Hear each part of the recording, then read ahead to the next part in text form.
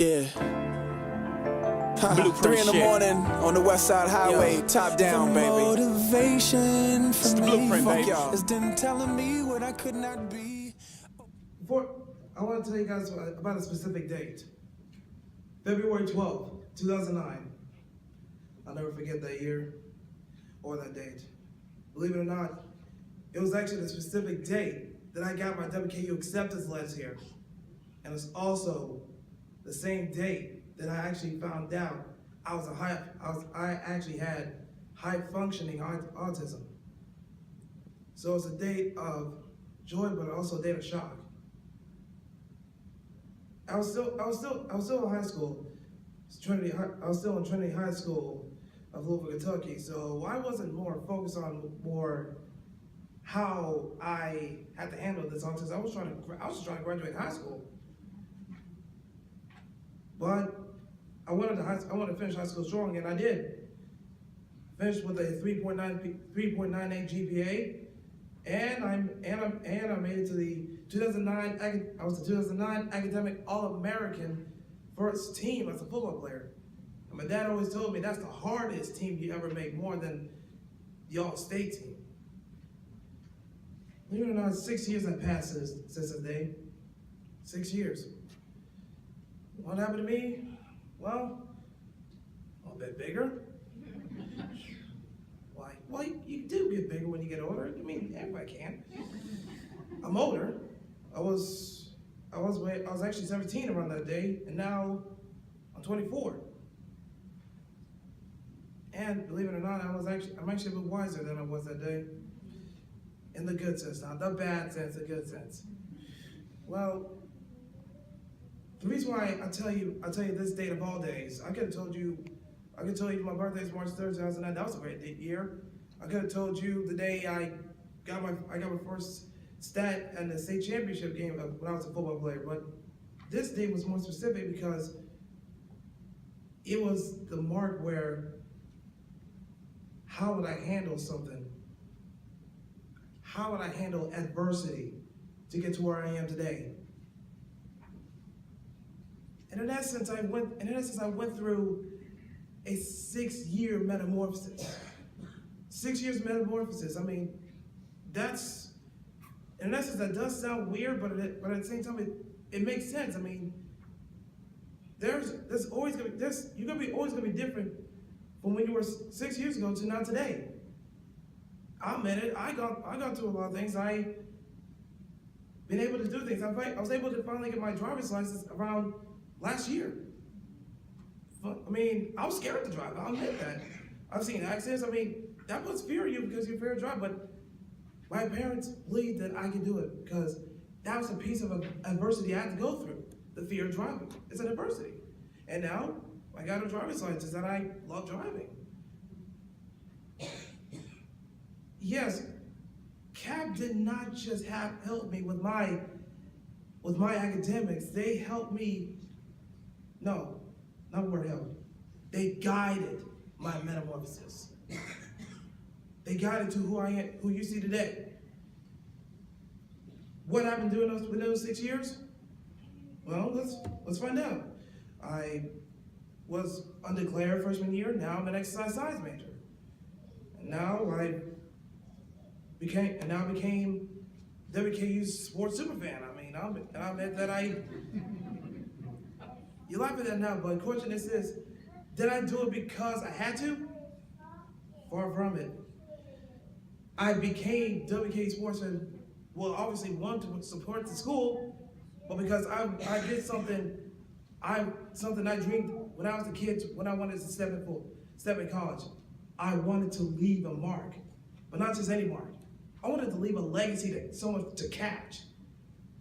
I wanted to leave a legacy to say, you can do your academics, you can get focused, you can graduate, but at the same time, support the school that actually still has been there for years, trying to gain something. When I graduated this December, I wanted not to be known as just a sports fan. I wanted to be known as a guy who gave everything he got, where within those 6 years, he had to go, this man went through a lot. This man went through hard struggles. He saw 2 grandparents die. 2 grandparents died within those 6 years. Normally that would break someone's heart. Normally that would drove a man to the point where it affected his grades and he would just give up. But no, I kept moving forward because if I didn't, I wouldn't adapt. I wanted to move forward because I wanted to face adversity head on and battle and defeat it. And I did. I mean, I did it. What I went through in the last 6 years was not to fight for a graduation degree. It wasn't for a bachelor's degree. I want to see how much can I handle this adversity, but still keep focused on the goal. That is what I've been, and that's true. There's adversity outside school, there's adversity within school. Truly, you heard, I have family members that I have friends die unexpectedly. Just a few months ago, I had a friend of mine die from diabetes. God was about 3 years older than me. Diabetes already, just so soon? I was afraid, I'll admit that, of what was gonna happen to me outside of college. But you know what? I'm all right with that. I'm all right with that because I know if there's something in front of me, I'm gonna face it head on, defeat it, and move forward. And move forward with something I wanted. I will fight and claw for it. That's nothing new. Everyone's gonna fight and claw for something, whether it be a job, whether it have to be, oh, you have to fight for this extra credit. But regardless, if you don't fight this adversity, trust me, you're not gonna be able to adapt. You're not gonna be able to handle simple things. And this is my challenge to the fellow college members of CAP. I'm talking about the 43 students that are here today, freshmen, sophomore, junior, senior. You're gonna face adversity, trust me, whether it be within school or outside of school. If you are not willing, if you're not willing to adapt, willing to face adversity head on, you're gonna be in the same place for the rest of your life. I don't wish anything on that on anybody. I don't wish adversity on anybody. Even on my rivals, I don't wish adversity on them. Because guess what? Not too long ago, UAB just lost their football program. That's hard. That's disheartening.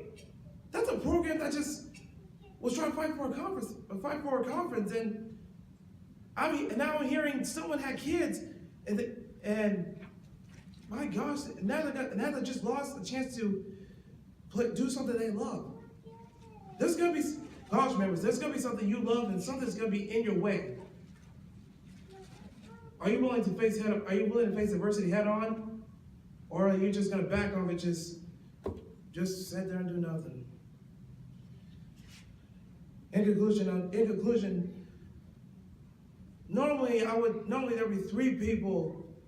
Normally there'd be 3 people I would be thanking right now, but technically, that one person already knows how thankful I am today. So let me get the last 2 out of the way. I want to thank 2 people that I'm glad they're here today, and their names are Miss Julius Randall and Miss Linda Kelly.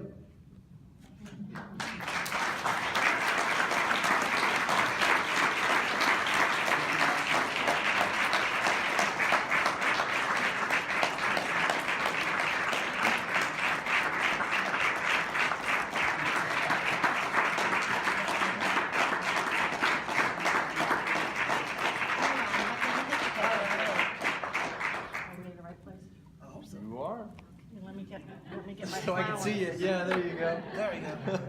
1, 2, 3. Thank you very much for coming out this evening. Thank you. You're far too kind. Hold your applause. This is your song, not mine.